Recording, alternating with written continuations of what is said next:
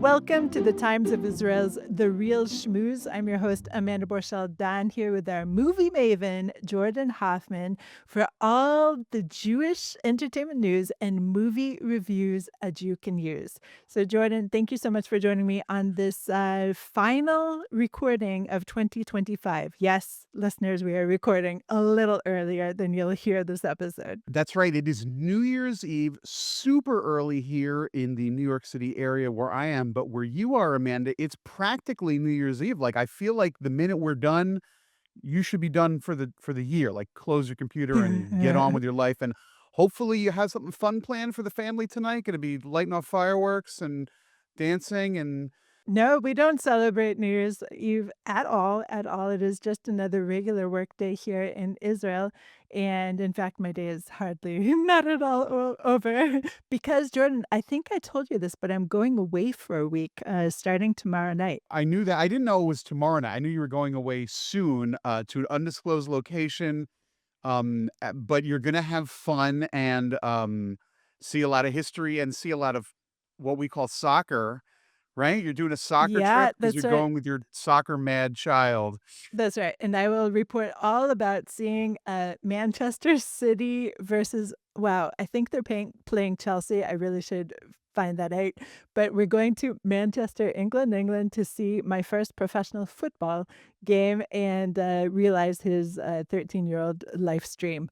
So, yes, that is happening over the weekend. Fun. I hope that... I mean, England, according to what I read, England right now is a mess of anti-Israeli sentiment. Hopefully that does not mar your experience. It probably won't if you don't run into the wrong people and just act chill and smile. If you smile at somebody, they usually smile back. So, hopefully that'll be okay. Let's not besmirch the entire British public and say they're all lunatics. I bet you most of them are perfectly fine. I mean, honestly, Jordan, where can an Israeli travel today and feel completely fine with being Israeli I don't in know. public? Not even Israel. I don't even think there are parts of Israel you can go. I don't know. Maybe Latin America seems to not really care about what's going on. I don't know. I don't think that's accurate. That's not accurate In either? No, I don't know. Well, you'll figure something out.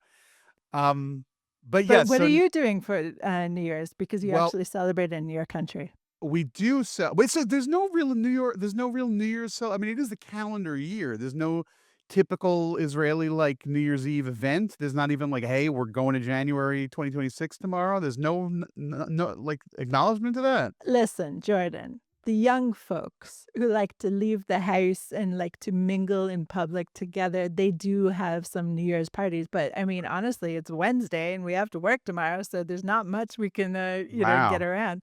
That's fair.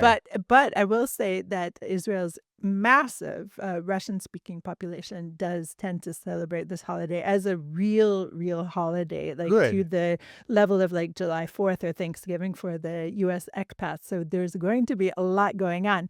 But the average Israeli, like my family, we don't do anything. And we try to go to bed before midnight, I have to say. Okay. All right. Well, I'm not, I think the Russians have it right on this one. I think New Year's Eve is a great night. Well, my wife and I are just going to a concert and have a little schluck of champagne, nothing too much. And but I'm not going out to an all-night rager. We're not doing a party with friends. We're just going out to an event. It's just the two of us, as they say. I had a date last night too with my husband. Oh, I'm under the impression that you saw the new film Marty Supreme, which is what we're here to talk about this afternoon. That's right. So we will talk about all of that and more when we're back. 3 million Israelis are dealing with trauma since October 7th.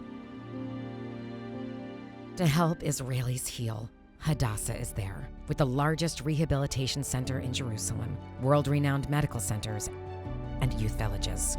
It's said, saving a life saves the world. Imagine helping millions. This is Hadassah, a life-changing force in Israel and the world.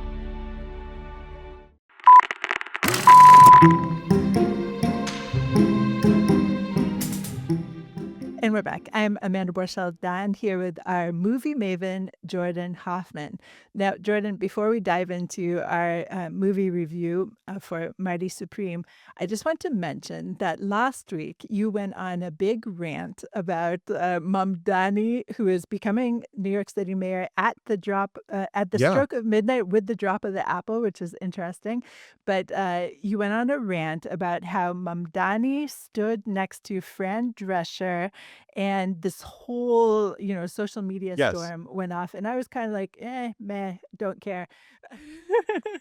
And I'm don't repent at all of being meh with that, no repentance, but I did ask our listeners to weigh in, and overwhelmingly, people supported your rant, love your rant, so keep up the ranting, Fair and enough. I just eh want to say for the record, I wasn't ranting at Mandami. To call it as it is, he did nothing wrong. He just was in a room, and Fran Drescher was in the room, and he's like, "Hey, I know her from the nanny." Said hello. Somebody took a picture, and it was Mamdani's supporters and supporters that are even to the left of Mamdani, if you can imagine that, who condemned him for being next to a woman who is a Zionist. I mean, I think it's fair to say that Fran Drescher is a Zionist. I mean, most normal people are. And this drove the internet insane because they thought that he was a turncoat and that he's going to ruin New York, and he promised to, I don't know what they thought. And it just made me nuts because it really did take over a tiny corner of the internet for a very long time, and it made me realize that you can't win with anybody, and you should just stop looking at social media, which is something that I really hope to do in 2026. I really hope to curtail my use of social media because it is an overflowing toilet bowl, is how I refer to X and Twitter and those things. So Okay, so your 2026 resolution, a Jew resolution. No, we can't do some kind of thing like that. Anyway, so residues. your residue Yeah. solution. Yeah. Anyway, so your 2026 promise is to avoid social media. And I think mine is to try to get to the United States because I fully am realizing over and over how out of touch I am with Americans. And I need to get there. I haven't been there since 2018. So it's time. I'm going to Okay. get myself to the United States. So that's my All Jew right. resolution Well, we're for, gonna have another lunch date at Katz's Deli then when you get here, so that'll be good. So 100%. I just want to point out I'm not wearing a Santa hat. It's just a red hat with fur, and because it's very cold in my home right now, but Oh, I'll are you take wearing a hat? it. I thought that was I your also hair. I gotta get some earbuds because I look like for the Star Wars fans out there, I look like Lobot, which is a deep cut reference, but I gotta get. That's my other resolution. I had some smaller ones. I got rid of them because I never wear them. But for the sake of this podcast, and it'll be a tax write off because it'll be for the podcast. There you So go. so so you went and saw Marty Supreme yesterday. Yes, in Okay, the movie theater, which, that's fun.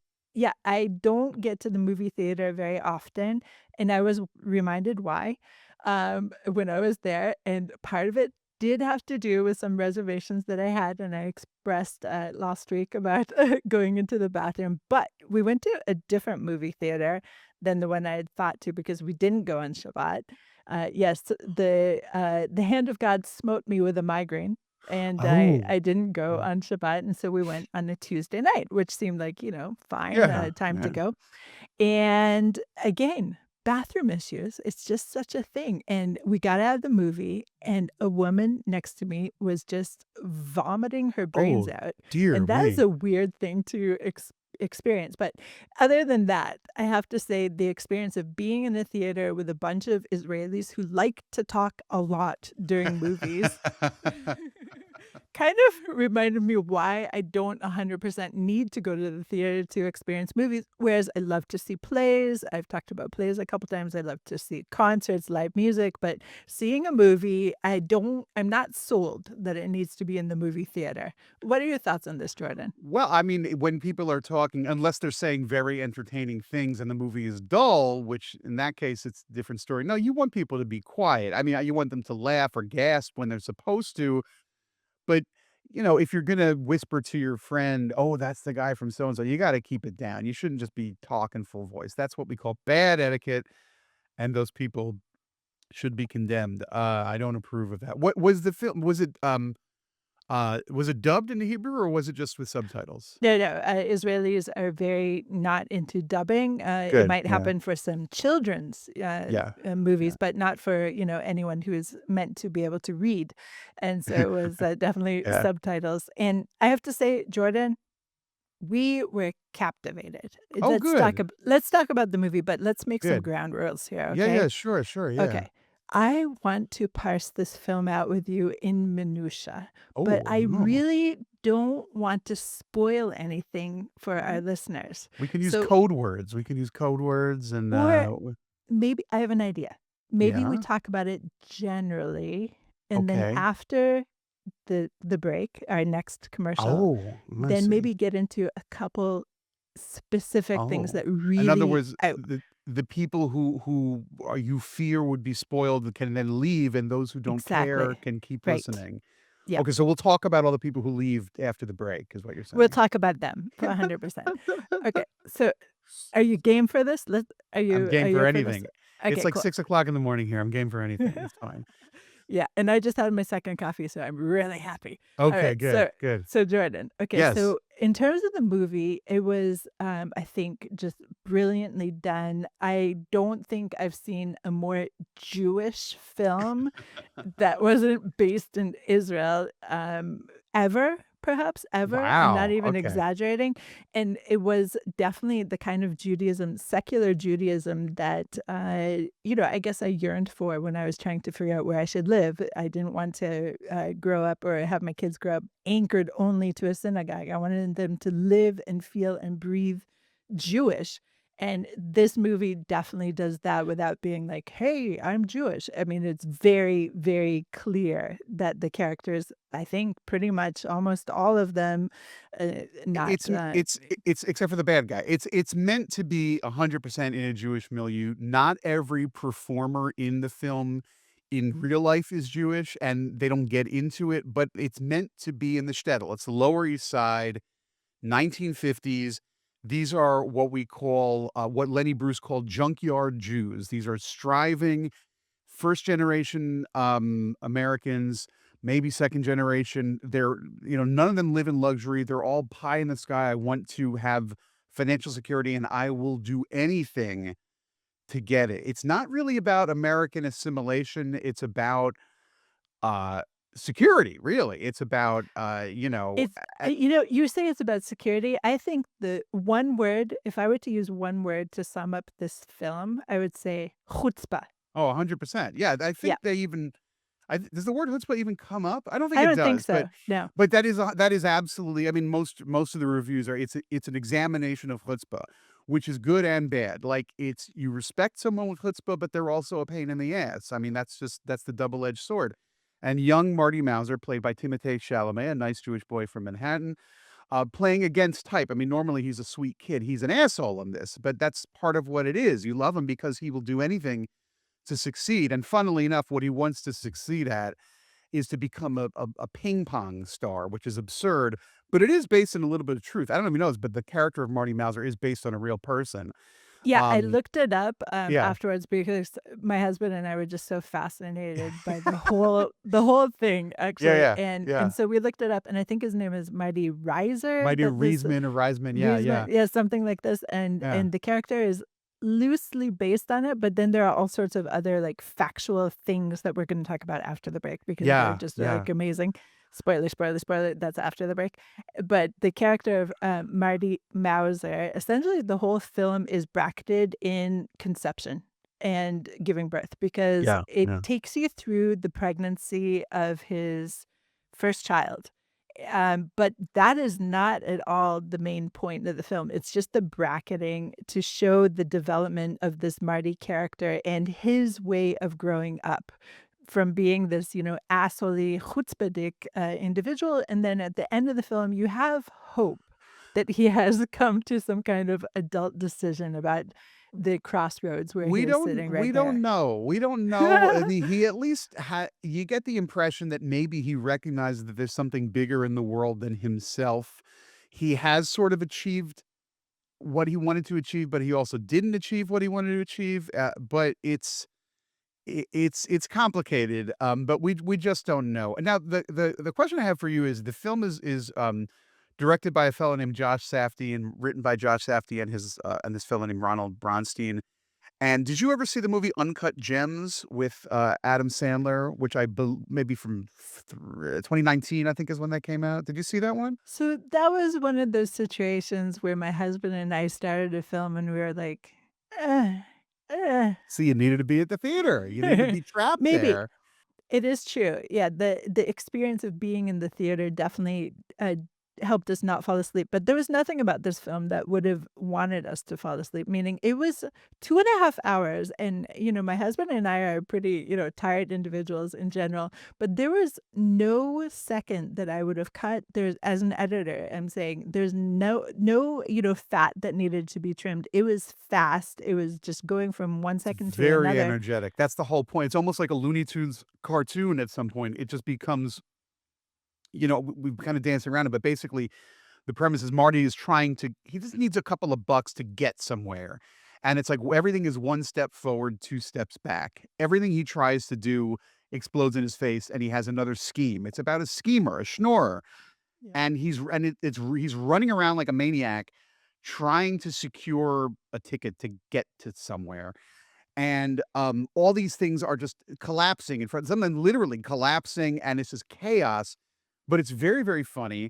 There's a lot of screaming and yelling. It's a very high volume, high energy film with a lot of Jewish jokes in there and a lot of great Jewish faces. Like Larry Ratso Sloman shows up, and all these other terrific people who are kind of underground New York figures.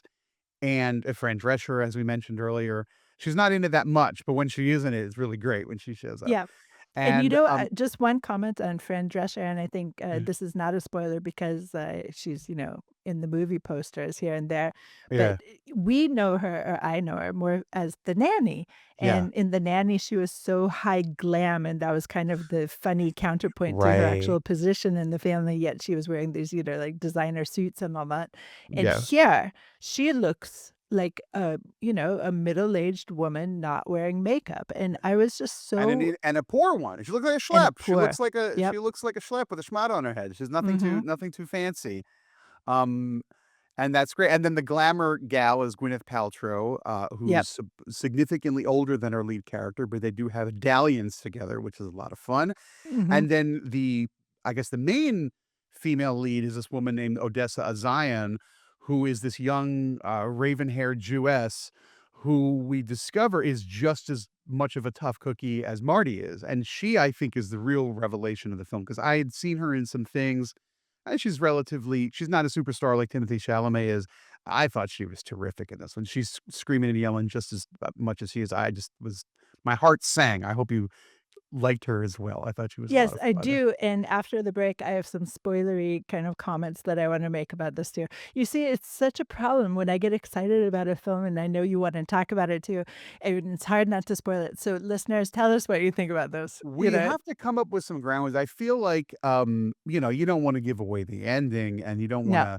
you don't wanna give away certain jokes. Like, there are some Yiddish joke well, there's one Yiddish joke in here that just kills, and, I don't wanna say it, but, I don't other think than I that, I think noticed that actually, but that's we'll fine. talk about it after the Yeah, break. There's okay. a Yiddish joke, and I actually did interview Josh Safdie for a lesser outlet than Times of Israel. Once in a while, I do some work for some junk, publications that are not Times of Israel, and I did interview, with Vanity Fair, and I interviewed, Josh Safdie, and I said, "Hey, this is probably the first time in a movie that the expression Goyish cup is said." And he laughed and said, "Yeah, it probably is the first mainstream film to have Goyish cup as a punchline." And he said that it was actually an improvisation from Larry Ratso Sloman, the guy who plays Marty's uncle, the shoe Cool. store Oh, owner. fantastic. And Larry Yep. Ratso Sloman, to bring it back to last week, I mean, he is a music journalist, and he was like Leonard Cohen's best pal, and he was Dylan was the one who gave him the nickname Ratso. He's this kinda like he's a zhlub in the film, but he's a cool guy in real life. So, that's the type of person who's in the wings of Marty Supreme all over the place. It's kind of cool. Okay, so we're going to go to a break. Okay. And so let's do our Yeah. grading right now. Of course, to remind our Yeah. listeners, we have the worst mark that we can give a film is oi. And if Yeah. a film is like okay, then we call it meh. Right. Right. And if it is fantastic, if we If really, really liked it, full-throated support, we say not bad. Right. So I would have to say, Jordan, I give this a full-on not bad. Oh yeah, that's great news. Yeah, I'm not bad too. I think it's probably my favorite movie of 2025. I really do. Weirdly enough, my second favorite is a film called If I Had Legs, I'd Kick You, which was written and directed by the co-writer's wife, woman named Mary Bronstein, and I think Josh Safdie, the director of this, was one of the producers or whatever. So I clearly like what's going on at that table.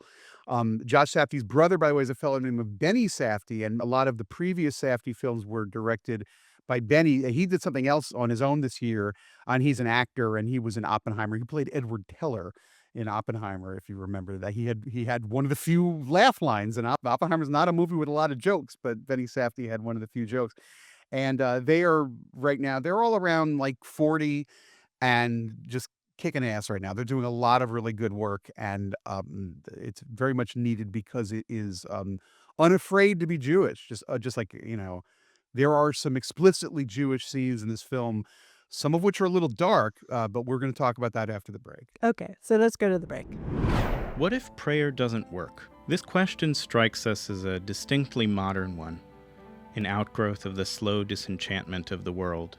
But in truth, the question is an old one, and one given space to breathe here. Welcome to Thoughts and Prayers.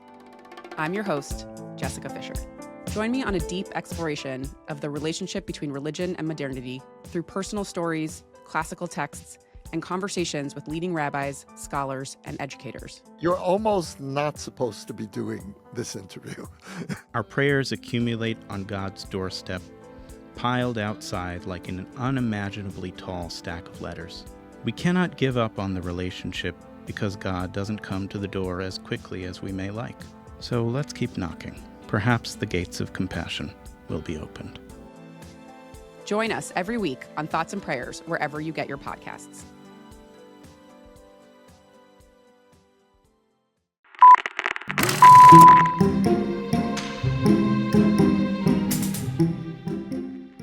And we're back. I am Amanda Borschel-Dan here with our movie maven, Jordan Hoffman. I really Yeah. need to stop taking such pleasure from saying movie maven. You love that. You love that. I love So, it. I love it. Let me ask you right now, what did you think of the Holocaust jokes in this film? One is Right, a and joke, so- and one is like maybe not a joke. I don't even know. I don't know what to call that second one, but Okay, I got to so- ask you. Yeah. We're in the spoil it, give no hold back spoiling section of this conversation about Marty Supreme.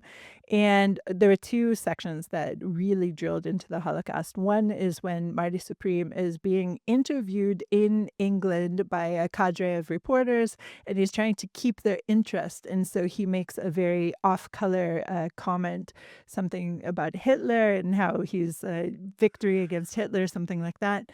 And there was a joke in there, right? What he does is, so he's going into the finals, and the guy he has to defeat, or he's going to the semifinals, right? The guy he has to defeat is a Hungarian Jew. And so Marty says, I'm gonna do to him what Auschwitz couldn't. I'm gonna destroy him. And they're all like, Exactly. holy shit. And they're Yeah. like, what? And he goes, I'm Jewish, I can make that joke. And it's Right. like, whoa, what the hell? Where did that come from? So Yeah, that's and the so- first one. Yeah. So, I mean, Holocaust humor is a huge thing here in Israel, especially among, I would say people my age and younger. My kids, I mean, as we say here, chaval al hazman. They do it all the time. It's insane, and it drives my husband crazy. Sure. He cannot take it. I But would. it's huge here, Holocaust humor. So that didn't really make me shudder, but I saw my husband kind of twitch. The second scene that you're talking about, which apparently according to very light Googling I did, which is not really research, but I'm No. going to say apparently the second scene that you were referencing is actually based on a factual event in Oh my which, God. yeah, a Holocaust inmate. He was a table tennis player, and he was chosen to defuse bombs and Because he essentially had good hands, because he good had hands. stable hands, right? Yeah, Yeah. exactly. And he was let out into the woods to defuse these bombs, and he came across a honeycomb. And it's this whole scene where he uses a cigarette to chase away the bees. But apparently, this was not just a one off, according to my very deep research on the Google. Right. He took the honeycomb and he had no way to transport it back to Auschwitz, but he smeared the honey on his body and he allowed the inmates to lick it off. And this is portrayed in the film in this really very bizarre flashback scene. There's nothing else comparable to it in the entire No, film. it's totally different from the rest of the movie in tone and in look, and it's meant to be. At first, you're just like, "This is wacky," but then it's like, "Oh, this is actually a very touching and quite poignant moment." Even though, he sees the honey, he goes, "Oh my God, my brethren back in the barracks are starving, and here I have all this sustenance." He smears it on himself, and then he lifts his shirt, and they start licking him. And it's kind of a curious scene, and of course, it's on his breast, they're licking his breast, so it has, like, a mother's milk connotation, and it makes people laugh because it's such a striking image, but, now There you're is telling me it's no real. laughing in the Israeli Oh, audience really? during the Well, it's more scene. like No. nervous laughing, more like nervous laughing, Yeah. like, "What am I looking at?" Well, It that's it felt to fascinating me 'cause like even the lighting of it, one of those old masters, it could be a Flemish master or, the darkness and the suffering, yet patience on the face, it really does remind you of the Madonna. So Yeah. it was bizarre, Yeah. super artfully done, Yeah, yeah, yeah. made me really uncomfortable Yeah. at the same time because, I mean, here in Israel, the Holocaust is so prevalent. Yeah. And so to have it pop up all of a sudden, we're like, whoa, it was really almost like a slap in the face, but it actually fit the film bizarrely well. Yeah, yeah, yeah. Well, I saw it, at a special screening, but packed, at a big theater. It was one of the first press screenings in New York City. So that was filled, with everybody there is either a raging anti-Semite or a Jew who's quietly Zionist but can't say it out loud. And it got like nervous, like it got like, "What the hell am I looking at?" chuckles. I mean, even for me, I was like, "What is going on?" I should point out though that the actor who is the character, who is also the guy. At first, you think Marty hates this guy. They're actually best pals. The actor is a fella by the name whose name I'm going to mispronounce. He is a Hungarian actor named Geja Rohig, and he was in Son of Saul, which came out, Yes. I don't know, maybe Yes. 8 years ago or Right. so. And we wrote about Son of Saul a lot. Son of Saul is probably up there as one of the most brutal Holocaust films ever made, maybe the most brutal. I've only seen it once. I'll never see it again.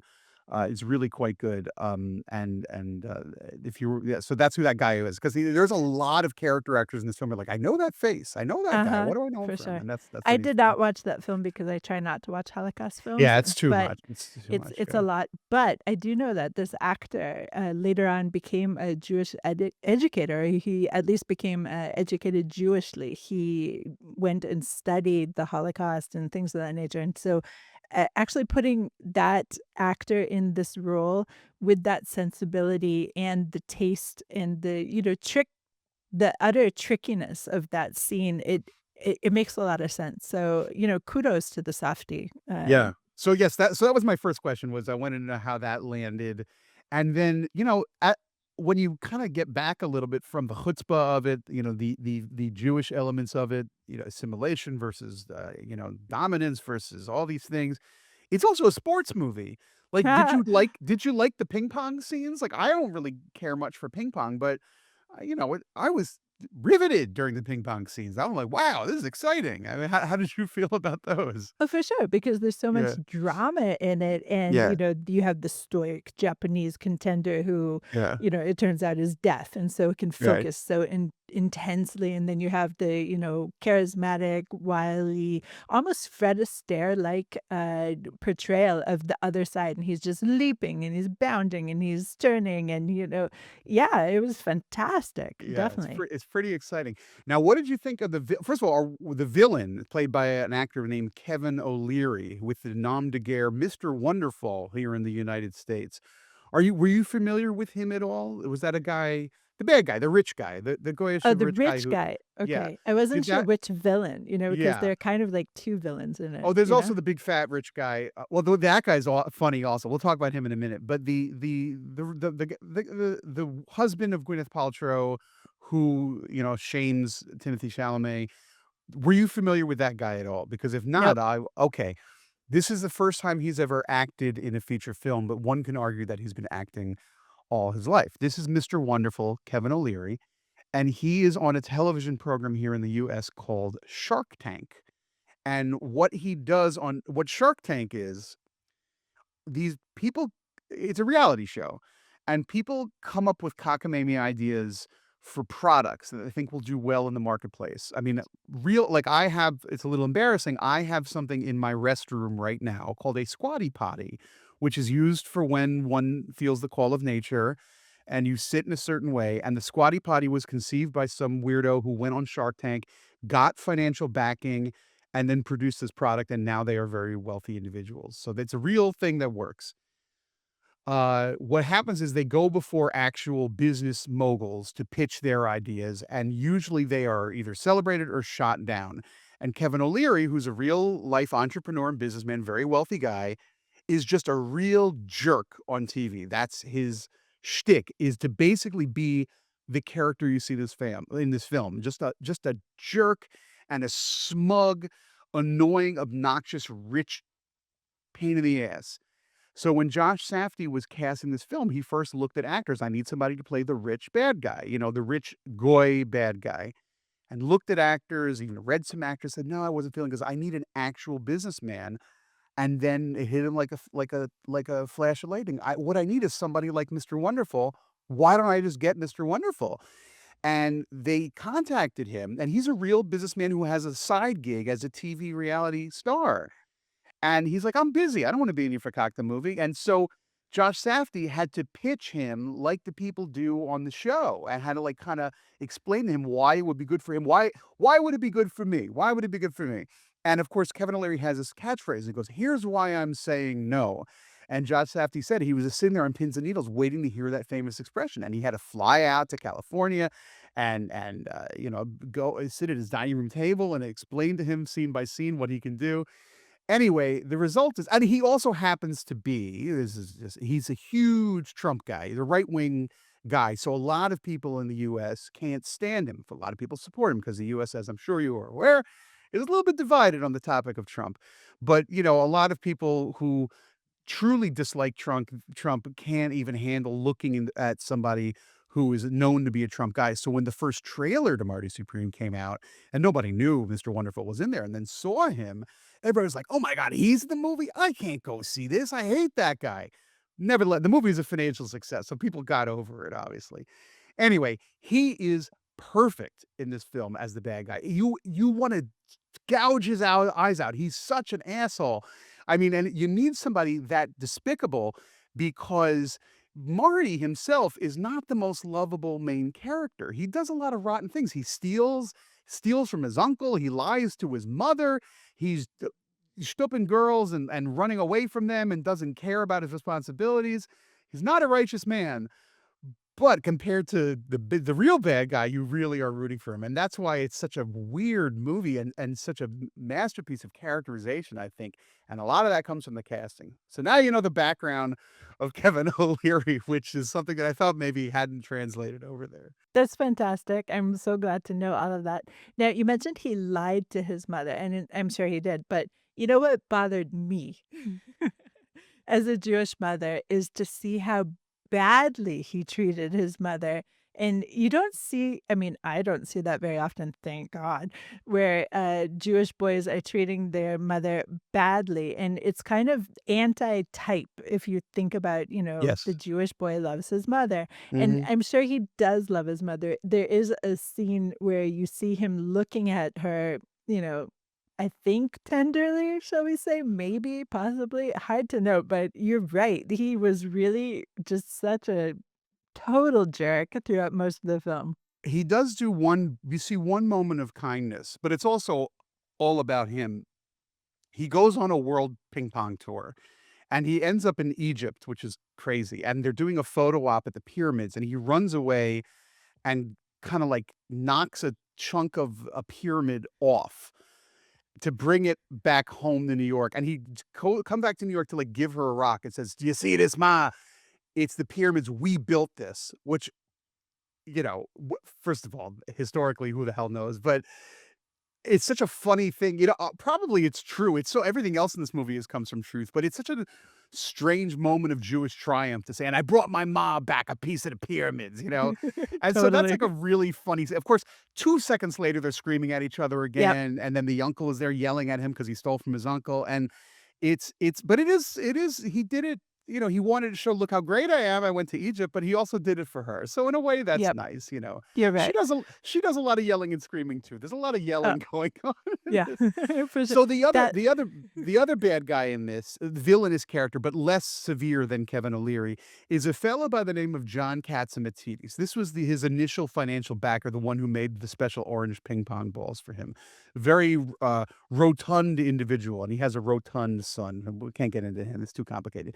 But John Katzimatidis is not an actor, although he's great in this. That face. He is somebody who, if you live in New York and read New York tabloid newspapers, you read the New York Post, the New York Daily News, if you watch New York One, you know him because he's not Jewish, by the way. It shocked me when I learned he isn't. He's Greek, but he owns the Gristedes supermarket chain. And you might think, who cares? I don't know the owners of supermarket chains, but he's a rich guy and self-made man. And he's just been a nudge in New York for years. He's a big, loud, obese kind of Jabba the Hutt guy. He's like, "Hey, I'm John Katzimatidis." He has a radio show on local radio, WABC 770, which also was Curtis Sliwa's radio station, another New York guy. And he ran for mayor once. Didn't get, as a Republican, didn't get anywhere close to the nomination, but he's just like a big, I'm gonna do it. One time I saw him on New York, one local New York channel, boasting about, they sell cigarettes at Gristedes supermarkets, right? And I don't know if you know this, but in the U.S., on Indian reservations, they are allowed to sue. They are allowed to sell cigarettes at a lower price than what is nationally supposed, because there's special rules about Indian reservations. That's why there's casinos on Indian reservations. And people would go to Indian reservations, and then there's some that are not too far from New York City, get trucks full of cigarettes, bring them down to New York and sell them at a lower price. And so John Katzimatidis didn't like that. So he's on New York One screaming, frothing at the mouth once. He goes, "We sued the Indians. We sued the Indians about this." And I'm like, what the hell? First of all, that's a little bit, these are Native American people. You try to, show a little respect. You don't scream and boast that you sued Indians over cigarettes. This is the type of guy who John Katzimatidis is. And Josh Safdie, who has a sense of humor about life in general, saw this guy on TV, said, "Who is this maniac? I have to put him in a movie." And he gave him an important part as the one man who sort of is the gatekeeper to Marty's dreams. Like, in order to get the financial backing to go on the road and become a ping pong star, he has to kiss the ass of this disgusting, gross, embodiment of capitalism in order to get there. And that he cast John Katzimatidis. I nearly fell out of my chair when I saw him in the trailer. I'm like, I can't believe it. It's Katz. It's John Katz is in this movie. When I went to that screening I mentioned earlier, when he first came on the screen, I had to applaud. I saw him. It's like, when you go to a play and you first see the ingenue, you have to applaud. So I saw him and I clapped at John Katz, and a lot of people in the audience kind of laughed at me. It's like, oh, there's the one fan. Very, very funny local New York thing. It's not a LA thing. It's not a Chicago thing. It's only a New York thing. And for people who live in New York or just are fascinated by New York, it's a very unique culture. This movie has a look at New York ethnicity that no other film has, and that's why it's such a winner. One thing that they did a good job of, I thought, in the film as well was picking up on the racial elements of the Yeah, yeah, time. yeah. Yeah, and I don't know if it was intentionally done or if this actually reflected reality of the time, but there's a really great, buddy film section with, our main character, Marty, and his friend Wally. And of course, they're screwing people out of their money. Right. That's just the They're nature of the hustling. film. They're hustling. Wally, Yeah. yeah, Wally is played by the rap star Tyler the Creator is his name. Yeah, I mean, I know that he's very popular. I'm not too familiar with his work. I'm sure he's very good. He's very good in the film. Yeah. And he and Marty join forces, the Jew and the black guy, and go off to white America, which is represented as Staten Island in this film. I thought Which it was is, New Jersey. oh, was it Wasn't New Jordan? Jersey? Okay, you're Yeah. right. It might be New Jersey. I think Yeah. they Where say you live, last. by the way. That's true. That's true. They say they go, last time we hit Staten Island, this time we'll go to Jersey, or vice versa. I can't remember, but it's very fun. They go there, and it's like all these kind of like corn-fed white guys. It's kind of a little bit of a wink because it's not. Anti-Semites Yeah. major. Oh yeah, yeah.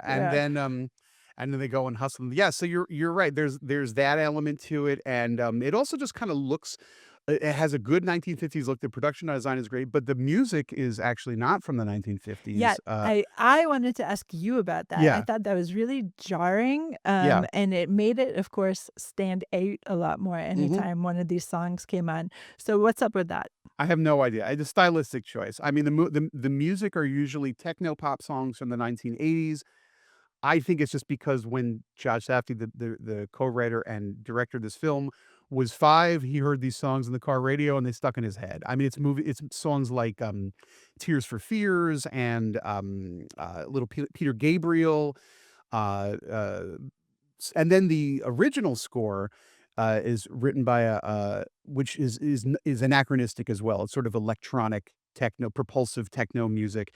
It's the same guy who's done the score for all of Safdie's earlier films. They all have that similar kind of almost like Tron like quality to it. It's like kind of electro sound, which I think is great. I was in the car and I was playing the Marty Supreme original soundtrack. The composer's name is Daniel Lopatin. I think I may be mispronouncing his last name, and it's mostly synthesizer music, but it's very propulsive. And I was like in the car. I was going to get a pie because we had family over, and I was like going to get a pie, and I was like chugga chugga chugga chugga, and I was like, yeah, I'm gonna get this pie. It was pretty cool. So, and that's kind of what the movie is like. You're like, yeah, go play Yeah. ping pong, man. Go Yeah. destroy them in ping pong.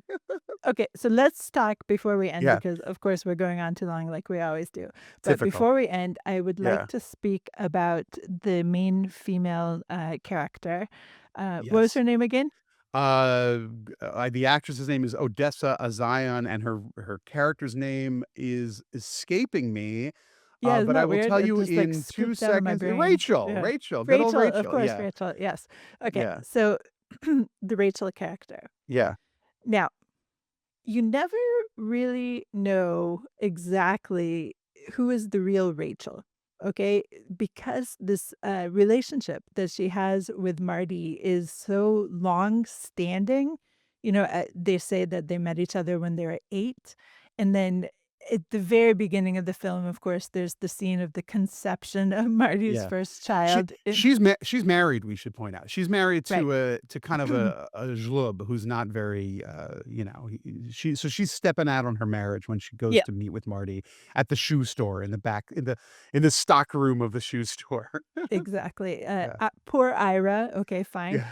But in the okay, but she vacillates in terms of her affect between being this chutzpahdik, like independent female doing stuff for herself and just being 100% cowed and like the beta dog with Marty is the alpha dog. So I found that really confusing. I would say it did not track as realistic to me, but I I don't know. disagree. I disagree. Okay, I think every time you see her as the beta, batting her eyelashes and saying, "Oh, Marty, save me," that's fake.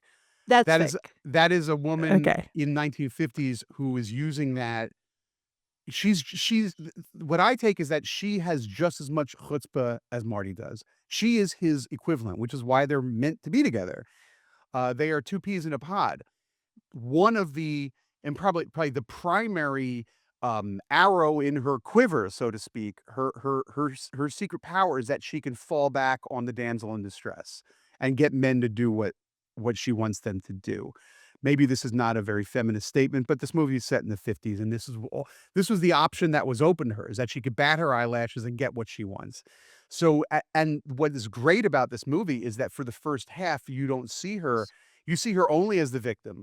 You know, Marty knocked her up. Marty went out on the road. He's in Egypt stealing pyramid parts. And then he sees her pregnant and he's too worried about his own life because he's got bad guys chasing him that he doesn't care. And you're like, oh my God, poor Rachel. What did anybody think of Rachel? And then there's a turn and how it's done is very clever. And you go, oh my God, she's just as bad as he is. And it's very, very funny. And I think the actress who does the part is just so great and very beautiful, if I may say so. Timothée Chalamet, of course, is very beautiful also. They're both very beautiful. The kids love them both. So I actually, yes, what you're saying is, yeah, you don't quite know what her true deal is, and neither does he. Personally, I think no, she's just hardcore laser focused on what she wants, and when she sees an opportunity to go, oh, woe is me, that's what she uses. So that's my opinion anyway. Okay, you could be right, and the Yeah. pieces kind of do fit together a little better now that Mhm. you've talked that out to me. I guess because I'm of my era, just seeing this cowed woman Yeah. character was, kind of like, really? But on the other, because the mother is not this cowed character No. in any kind of way. So it was a little strange to me, but I think Yeah. you could be right. You're Yeah. on to something, And I think Jordan. the Gwyneth Paltrow character is very, she's a former actress from the 30s who is faded, and she uses her husband, Mr. Wonderful, stakes her a play, which is going to be a bad play, and it's very funny. And I found her to be a bit of a tragic figure. You like For sure. I liked her a lot. But I liked all the characters, and I think it's really great. I think give Uncut Gems another look, because if you like this, you'll like Uncut Gems. One could argue that the character, this is in my head, the character that Adam Sandler plays in Uncut Gems, we've never seen his parents. I feel like his parents were Marty and Rachel. It's like, that's Wow. how Adam Sandler. When was Adam Sandler born? Probably in the mid-50s. I don't know. Maybe a little later. Maybe he's younger than that. So, but that's kind of the vibe. It's a very similar vibe. So, yeah, I really, really love the movie. It's very loud. It's very obnoxious. But it comes correct. Like, it's easy to be loud and obnoxious and then not also be clever and for you to invest in the characters. I mean, it's a very well-rounded film, but it is also divisive. I know some critics just don't like it. Just think it's just ugh. They don't want to deal with it. Which I was worried you might be the same way because I Why could. though? Well, I would recommend probably the greatest working film critic today is a woman by the name of Stephanie Zaharek. She writes for Time magazine. She's a very good friend of mine, and I adore her as a human being, and I usually agree with everything she writes. She disliked this film. So I would recommend anybody who loved it to Google Time magazine review Marty Supreme and read what Stephanie had to say. And I read it like this the whole time with my arms crossed, going like, oh, she's wrong. For once in her life, she's wrong. And I think she also disliked Uncut Gems, and I gave her a piece of my mind. Then I said, Stephanie, you're finally wrong about something. So, we disagree once in a blue moon on movies, but she's not alone. There are some people who just are repulsed by what's going on in this film. I don't know. And then some people think it's too clever. Like there are a lot of, we only touched on a few of the wacky cameos, like the John Catsimatidis and Mr. Wonderful. Everybody in this movie is like there's one of the women in the film in the shoe store. She's of some of the Howard Stern show. There's like a lot of Wow. yeah, there's like a Okay. lot of Yeah. there's a lot of NBA stars. There's a lot of people from the internet, like the big fat son. He's a guy from the internet. There's a lot of like stunt casting, which I think works great, and some people think it's too clever. But Look, I disagree. Jordan, Yeah, I didn't know the backstory to any of these people, right? yeah, I just yeah. treated them as characters in the movie, Hmm. and nothing jumped out as No. suspicious to me. So that to me points to success. I agree. I 100% agree. I really do. Yeah. So it is, what I was gonna say is that it's doing well at the box office, which is a roll of the dice. It's a dicey film. It's long and it's unusual. It's about ping pong. Most critics like it. So I think what's going to happen is this movie will be one of those films gets nominated for a great number of Academy Awards and wins none of them, which is in some way a badge of honor. Yeah, it's too divisive. It's not going to win Best Picture. Chalamet has a shot at Best Actor, but I don't know. There are a lot of people who don't like him and don't like this. But I think all the others, production design, original score, all those, they're all in the mix. And it's just, I think it's too. It might be that old phrase, too Jewish. It may be too Jewish to win. It might be. I don't know. We're gonna find out. But I think it's a success, and I think everybody's happy with it. It's a great film. There's a shelf of great Jewish movies. And some of the ones we've talked about already are on that shelf. And I think it's now on that shelf. There's not too many ones on that shelf, and it's on there now for me anyhow. No, I would 100% agree with you. And it is such a great glimpse of secular Jewish life, which I always appreciate because so much of Jewish life is that it's secular. It's not based in synagogues and there's no, real stereotyping and et cetera, et cetera. In any case, Jordan, we did not discuss what we're going to talk about after I get back from Manchester, England. Right. Well, yeah, We don't know. and we don't know, but I do think we've gotten some emails from people that have made recommendations. One that's come up a few times, and you would talk about secular Jewish life, although this does have some scenes in a synagogue, is A Serious Man by Joel and Ethan Cohen. Oh, right. That's right. Um, We actually recently got another email about yeah, that. We've yeah. gotten a couple. You're right. I talk about that shelf. That's truly one of my favorites, and that's one of those movies like Stanley Kubrick's The Shining, which you can analyze every shot and try to find deeper meaning.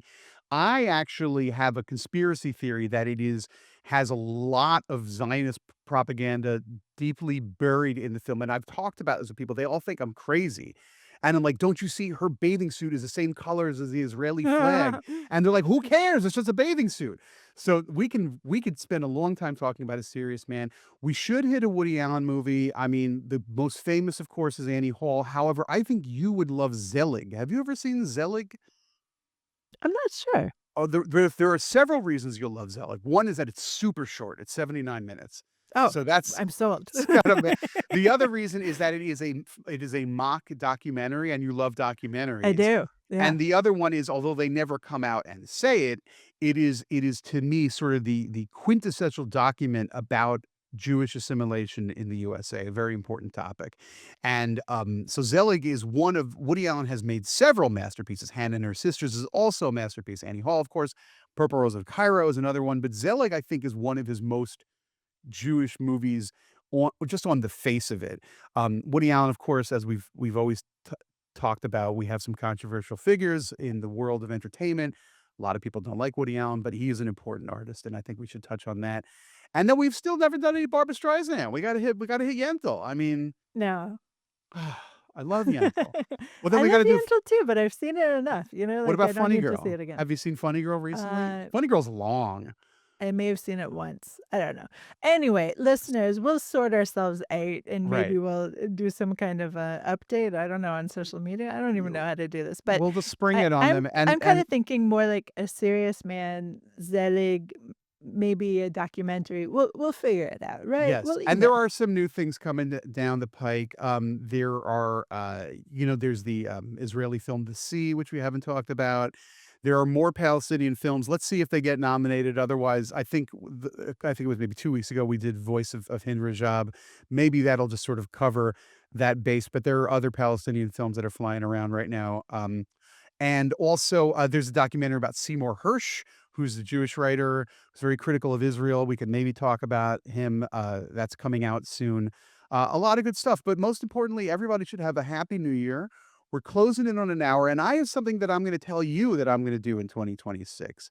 And this is for the hardcore Reel Schmooze listeners who know that several weeks ago, Amanda brought up the topic of cottage cheese. Do you remember bringing up cottage cheese? And then you stopped yourself in the tracks and say, but I mean Israeli cottage cheese, not North American cottage cheese, which is not real cottage cheese. Now, Before you go on, Jordan, Yeah. let me just explain something. So all of my children, I have 7 children, they all love cottage cheese. And when they're babies, it's actually one of the things that they love the most. And just for example, when number 6 was a year old, we took him to North America and we had to get cottage cheese.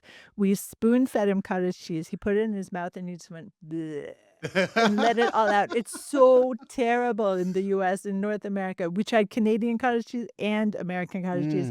Disgusting. Well, So I proceed. have not. Well, I have had. I mean, I'm not the world's biggest cottage cheese fan, but once in a while for breakfast, you want something a little healthy. You get some cottage cheese, put it on toast. I think it's fine. But I do know that before you told me that it's different in Israel, I knew it was important because maybe 15 years ago or something, they were called the cottage cheese protests in That's Israel. right. It Mhm. was because the price of cottage cheese went up, and Israelis said "Vos," and said this is disgusting, and they went in the streets and said bring down the price of cottage cheese. I knew cottage cheese was important. And anyway, the point is this: I did some research. Where can I get Israeli cottage cheese in North America?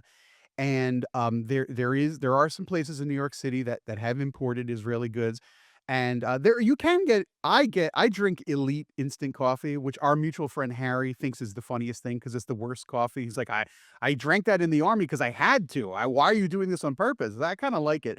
So there is, however, a store near me and this will not surprise people who know the area, in Lakewood, New Jersey, which is a very Hasidic area, that has a store that has, according to the internet, true Israeli cottage cheese. So I make a pledge the first week of January. I'm going to make a trip down south to Lakewood, New Jersey, in Ocean County, New Jersey. I'm going to cross county lines and go to Lakewood, which is an interesting town. Lakewood has a great history, and it is now a significantly Jewish population.